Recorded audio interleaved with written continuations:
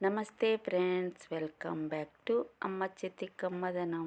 Super టేస్టీగా రొయ్యల నిల్వ పచ్చడి చేయబోతున్న. టేస్ట్ అయితే సూపర్ ఉంది. పచ్చడిని బౌల్లోకి తీసేసిన తర్వాత వేడి వేడి అన్నం వేసుకుని ఈ బౌల్ ఊర్చుకుని తింటే సూపర్ టేస్ట్ ఉంటుంది. రొయ్యల పచ్చడి అయితే చాలా చాలా టేస్టీగా ఉంది. ఇప్పుడైతే రొయ్యల పచ్చడి చేసే విధానం చూసుకుందాం. అరకిలో పచ్చి రొయ్యలు తీసుకుని నీట్గా క్లీన్ చేసి పెట్టుకోవాలి. రొయ్యల పచ్చడిలోకి అయితే మసాలాను చేసుకోవాలి. 1 స్పూన్ ధనియాలు, 1 స్పూన్ జీలకర్ర, 2 దాల్చిన చెక్క, 5 లవంగాలు, 3 ఇలాచీ వేసుకుని ఇవన్నీ బాగా ఫ్రై చేసుకోవాలి. ఇవన్నీ ఫ్రై అయిన తర్వాత ఇవన్నీ చల్లారిన తర్వాత మిక్సీ జార్లో వేసుకుని మెత్తని పొడిలా చేసుకుని పక్కన పెట్టుకోవాలి.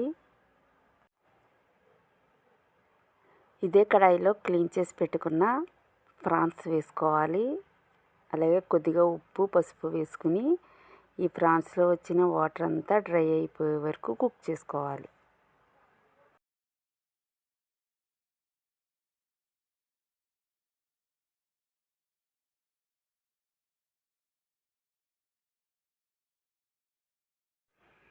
ప్రాన్స్లో వాటర్ అంతా డ్రై అయిపోయే వరకు ఇలా కుక్ చేసుకోవాలి.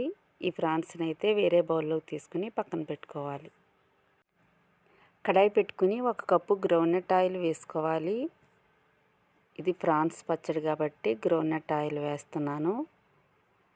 కుక్ చేసుకున్న ప్రాన్స్ని వేసుకుని ఫ్రై చేసుకోవాలి. ఇవైతే అరకిలో ప్రాన్స్ అన్నమాట. చాలా కొంచెమే అవ్వాయి. నేను పచ్చడి కోసమని తీసుకోలేదు, కర్రీ కోసమని తీసుకున్నాను. మా పాప అయితే ప్రాన్స్ పచ్చడి చేయమంది, అందుకోసం చేస్తున్నాను.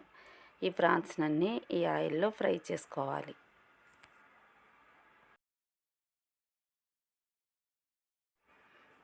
ఈ రొయ్యలు అయితే గోల్డెన్ కలర్ వచ్చే వరకు ఫ్రై చేసుకోవాలి.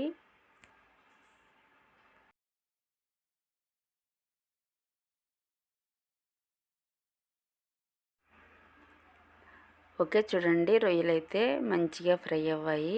చూడండి గోల్డెన్ కలర్లోకి వచ్చాయి కదా ప్రాన్స్. అయితే ఇలా ఫ్రై చేసుకోవాలన్నమాట, మంచి గోల్డెన్ కలర్ వచ్చే వరకు. ఈ ప్రాన్స్ అయితే బాగా ఫ్రై అవ్వాయి కాబట్టి ఇప్పుడైతే 1 స్పూన్ అల్లం వెల్లుల్లి పేస్ట్ వేసుకోవాలి. ఈ అల్లం వెల్లుల్లి పేస్ట్ అయితే పచ్చివాసన పోయే వరకు ఫ్రై చేసుకోవాలి. ఈ అల్లం వెల్లుల్లి పేస్ట్ వేసిన తర్వాత ఎక్కువ టైం ఫ్రై చేస్తే ఈ పచ్చడి చేదు వచ్చేస్తుంది అన్నమాట.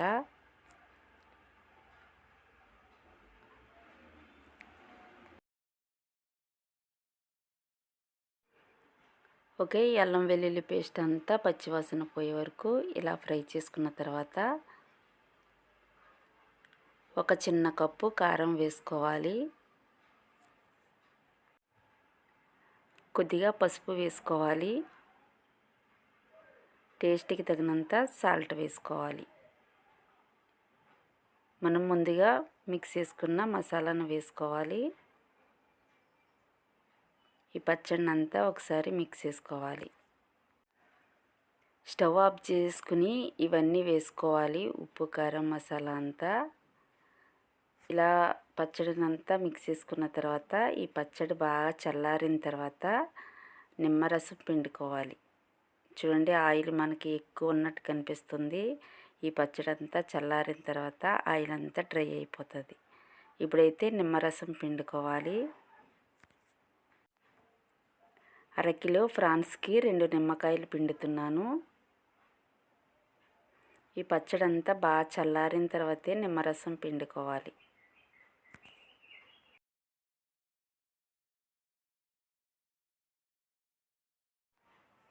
టేస్టీగా ప్రాన్స్ పచ్చడి అయితే రెడీ అయిపోయింది. అరకిలో రొయ్యలతో పెట్టాను ఈ పచ్చడి అయితే. వేడి వేడి అన్నంలో ఈ రొయ్యల పచ్చడి వేసుకుని తింటే సూపర్ టేస్ట్ ఉంటుంది.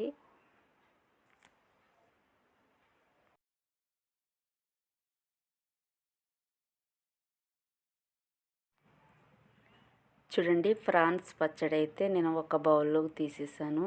చూడండి మనకి ఇందాక వేడి వేడిగా ఉన్నప్పుడు ఆయిల్ ఎంత పైకి తేలిపోయిందో, ఇప్పుడైతే ఆయిల్ అంతా డ్రై అయిపోయింది. చూడండి టేస్టీగా ఫ్రాన్స్ పచ్చడి అయితే రెడీ. ఫ్రాన్స్ పచ్చడి వేరే బౌల్లోకి తీసేసిన తర్వాత ఈ బౌల్లో వేడి వేడి అన్నం వేసుకుని ఊర్చుకుని తింటే సూపర్ టేస్ట్ ఉంటుంది.